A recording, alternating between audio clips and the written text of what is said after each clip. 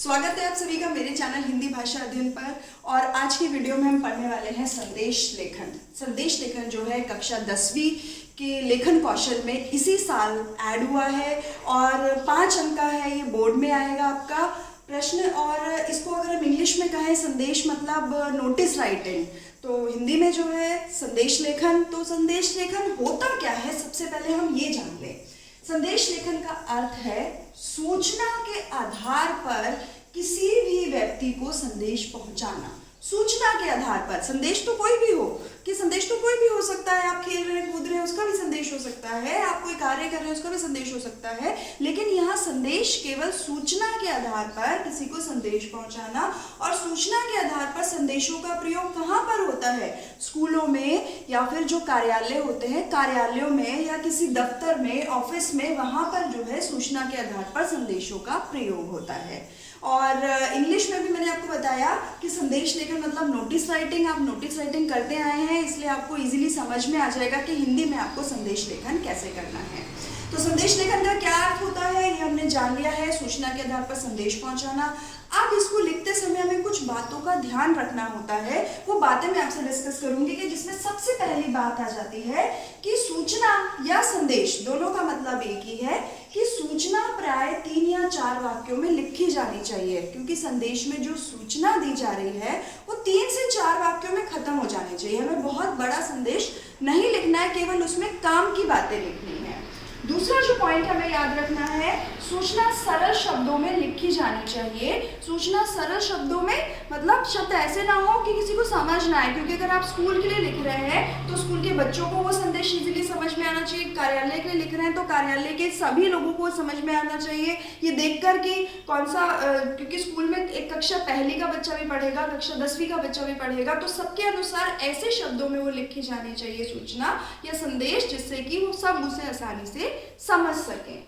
अगला है हमारा सूचना की भाषा प्रभावपूर्ण होनी चाहिए। भाषा प्रभावपूर्ण मतलब पढ़कर लोगों को अट्रैक्ट करने वाली भाषा होनी चाहिए, कि ऐसे शब्द हो जो अच्छे भी लगे और कम शब्दों में वो ज्यादा बातें भी बता रहे हो, ऐसी भाषा जो है उसमें होनी चाहिए। चौथा पॉइंट है हमारा, सूचना देने वाले का नाम, स्थान, विशेष की जानकारी अवश्य होनी चाहिए। क्योंकि जब नोटिस राइटिंग की जाती है तो उसमें क्या होता है, उसमें बताया जाता है कि वो नोटिस कौन लिख रहा है, किस दिनांक पर लिख रहा है, और अपने हस्ताक्षर भी वो वहां पर करता है, अपना नाम लिखता है। तो वहां पर सूचना देने वाले का नाम, उसका स्थान और उसके हस्ताक्षर, दिनांक, ये सारी जानकारी अवश्य होनी चाहिए। उसके बाद 5वां पॉइंट है, सूचना देने वाले के हस्ताक्षर, दिनांक अवश्य लिखे होने चाहिए। ये मैंने साथ साथ में पॉइंट बता दिया था कि नाम और स्थान के साथ में उसके हस्ताक्षर और दिनांक भी अवश्य लिखे होने चाहिए। संदेश लेखन को आपको अच्छे से समझाने के लिए मैंने एक संदेश लेखन का यहाँ पर भी एक उदाहरण लिया है। तो एक बार आप उदाहरण से भी समझ लेंगे कि हमें संदेश कैसे लिखना है, क्योंकि पेपर में तो किसी भी टॉपिक पर आपका संदेश लेखन आएगा।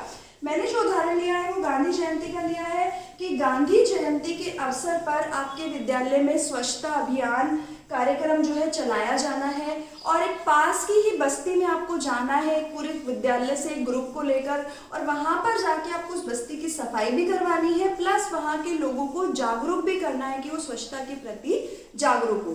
तो आपको उसके लिए क्या करना है, एक नोटिस तैयार करना है। नोटिस में देखिए एक चीज और दी हुई है कि आप स्कूल के हेड बॉय जयंत हैं, आपका नाम जयंत है, इसका संदेश समस्त विद्यार्थियों को दें, कि आपका नाम भी दिया हुआ है, आप किस पोस्ट पर हैं स्कूल में वो भी दिया गया है। तो इस चीज का आप ध्यान रखेंगे, प्रश्न पढ़ेंगे, क्योंकि कई बार प्रश्न में क्या होता है कि आपका नाम और आप क्या है स्कूल में, आप हेड बॉय हैं, हेड गर्ल हैं, या किसी और पद पर है, वो सब दिया होता है। कई बार नहीं दिया होता तो आपको खुद अपने आप से वो चीजें लिखनी है। अब इस प्रश्न में दिया हुआ है तो हम इसी का प्रयोग करेंगे। देखिए सबसे पहले ऊपर नोटिस तैयार करने के लिए सबसे पहली बात एक बॉक्स आप बना लेंगे। एक बॉक्स आप क्रिएट कर लेंगे पेपर में। मैंने भी देखिए एक बॉक्स बनाया हुआ है। उस बॉक्स क्रिएट करने के बाद में सेंटर में थोड़े बोल्ड लेटर्स में आप क्या करेंगे, आप अपने स्कूल का नाम लिखेंगे। स्कूल का नाम हमने लिख दिया केंद्रीय विद्यालय SPN होशंगाबाद। हमने विद्यालय का नाम लिख दिया है, हमने जो है बता दिया है कि विद्यालय कहाँ स्थित है। और अब हमारा संदेश, तो हमारा जो संदेश है वो कहाँ पर है, संदेश हमारा ये देखिए क्या संदेश हमें देना है, स्वच्छता के प्रति जागरूकता अभियान। क्योंकि हमारा जो टॉपिक है, हम पूरे प्रश्न में से अपना टॉपिक भी सिलेक्ट करेंगे। इसके बाद देखिए पूरे प्रश्न में क्या बात की जा रही है, स्वच्छता अभियान की बात की जा रही है स्वच्छता अभियान। और स्वच्छता अभियान किसके लिए, स्वच्छता के प्रति जागरूक करने के लिए। तो हमारा जो टॉपिक है वो भी प्रश्न में से ही मिलेगा हमें। देखिए नोट संदेश लेखन में सारी बातें हमें प्रश्न में से ही मिल जानी है, हमें बाहर जाना ही नहीं है। जो बातें प्रश्न में लिखे उसी को आप मोल्ड करके उसको आंसर में लिखेंगे। तो हमारे स्कूल का नाम हो गया, जगह हो गई, संदेश क्या है, स्वच्छता के प्रति जागरूकता अभियान, ये संदेश हम उसमें देना चाह रहे हैं और उसके लिए बच्चों को इनवाइट कर रहे हैं। दिनांक देखिए हमने इस तरफ लिख दी है, जो हम नोटिस लिख रहे हैं उसके राइट हैंड साइड पे हमें दिनांक लिखनी है। और दिनांक लिखते हुए याद रखना है हमेशा हिंदी में महीने का नाम लिखना है। आपको दिनांक बिल्कुल भी ऐसे नहीं लिखनी है, ये जो दिनांक लिखने का तरीका है ये गलत है। आपको दिनांक महीने के नाम के साथ में लिखनी है, तो इस तरह से आप लिखेंगे, ध्यान रखिएगा। इसके पश्चात है देखिए, फिर हम देखिए उसमें बताएंगे कि सभी विद्यार्थियों को सूचित किया जाता है कि गांधी जयंती के शुभ अवसर पर विद्यालय की तरफ से हम सामने वाली बस्ती में साफ सफाई के लिए जाएंगे और वहां के लोगों को स्वच्छता के लिए जागरूक करेंगे। देखिए प्रश्न से ही सारी पंक्ति एज इट इज आ गई है। अब जो भी इच्छुक विद्यार्थी हैं वो जो भी दिनांक आपको लिखनी है, क्योंकि पेपर तो कभी भी होंगे तो अकॉर्डिंगली आप दिनांक का प्रयोग कर सकते हैं कि वो दिन उसमें आपको फिर बताना है कि ये कार्यक्रम कब होगा। देखिए मैंने यहाँ लिखा है कि यह कार्यक्रम दिनांक 2 अक्टूबर 2020 को आयोजित किया जाएगा प्रातः 8 बजे से 11 बजे तक। आपको टाइम भी बताना है, डेट भी बतानी है और साथ में ये भी बताना है कि इच्छुक विद्यार्थी 30 सितंबर 2020 तक अपना नामांकन करवा दें। मतलब जो भी इच्छुक विद्यार्थी हैं वो अपना नाम 30 सितंबर तक दे दें, ताकि 2 अक्टूबर को जो एक पूरा ग्रुप सामने वाली बस्ती में जाएगा वो पूरा तैयार किया जा सके।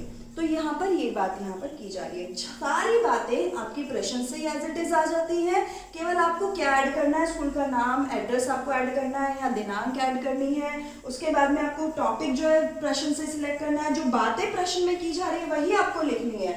साथ में अगर कोई भी कार्यक्रम है तो आपको कार्यक्रम के लिए ये बताना है कि वो कार्यक्रम किस दिनांक पर है, किस समय है और किस स्थान पर है। वो स्थान भी आपको इंडिकेट करना है। मैंने ऊपर भी बताया कि आपको हमेशा स्थान बताना है कि किस स्थान पर वो कार्यक्रम हो रहा है, किस समय पर हो रहा है और किस दिनांक पर हो रहा है। और अगर स्कूल के लिए लिख रहे हैं तो स्कूल के लिए आपको ये भी बताना होगा कि विद्यार्थी उसमें पार्टिसिपेट करने के लिए कहाँ पर अपना नाम दे सकते हैं और कब तक दे सकते हैं। तो यहाँ पर आपने लिख दिया कि इच्छुक विद्यार्थी 30 सितंबर तक अपना नामांकन करवाएं और आपने साथ में लिख दिया जयंत हेड बॉय बता दिया। तो मतलब सभी जो विद्यार्थी हैं वो जयंत हेड बॉय के पास आकर अपना नाम लिखवाएंगे। तो ये पूरा संदेश लेखन मैंने अच्छे से समझा दिया है। फिर भी अगर किसी को कुछ समझ नहीं आता है तो मुझे कमेंट करके ज़रूर बताएं। मेरी वीडियो को लाइक करें, अपने फ्रेंड्स के साथ शेयर करें और मेरे चैनल को सब्सक्राइब ज़रूर करें, ताकि आपको जो भी आने वाली वीडियोज़ हैं टाइम टू टाइम इनकी नोटिफिकेशंस मिलती रहे। धन्यवाद।